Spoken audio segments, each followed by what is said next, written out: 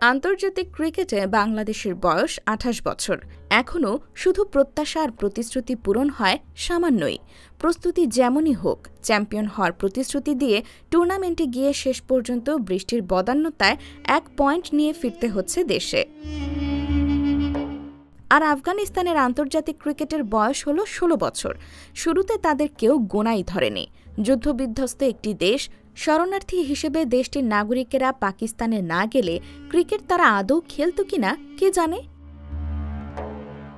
কিন্তু পর্বত সংকুল প্রতিকূল প্রকৃতির মধ্যে বেড়ে ওঠা মানুষদের বুকের বলটা হয় অদম্য, ভাঙবে তবু মচকাবে না।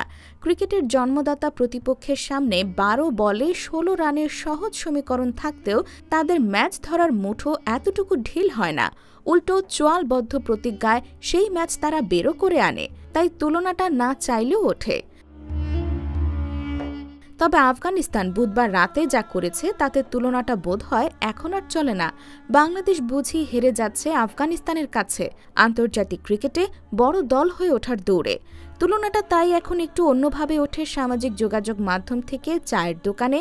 বাংলাদেশ দল কবে আফগানিস্তানের মতো হবে? অথচ ঘরোয়া ক্রিকেট অবকাঠামোতেও বাংলাদেশ এগিয়ে।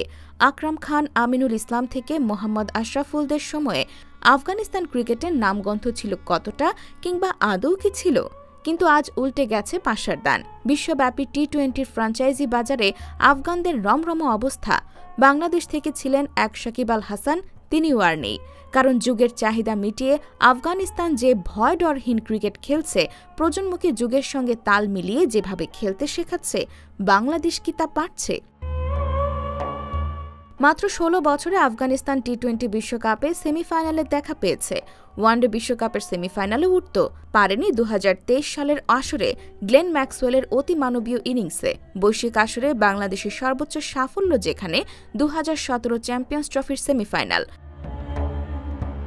২০২৩ বিশ্বকাপ, ২০২৪ টি-20 বিশ্বকাপ এবং এবারের চ্যাম্পিয়ন্স ট্রফি আফগানিস্তানের কাছে হেরেছে অস্ট্রেলিয়া, নিউজিল্যান্ড, শ্রীলঙ্কা, পাকিস্তান ও ইংল্যান্ড।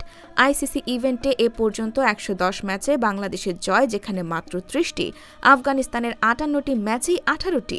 বাংলাদেশের জয়ের হার যেখানে ২৭.২%, আফগানিস্তানদের ৩১.০৩%।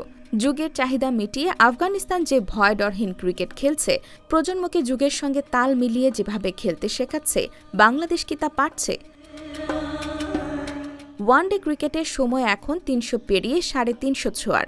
বাংলাদেশের ৯০ দশকের ২৫০র ঘর ছুঁতেই ঘাম ছুটে যাচ্ছে। ভারতের বিপক্ষে ২২৮ ও নিউজিল্যান্ডের বিপক্ষে ২৩৬।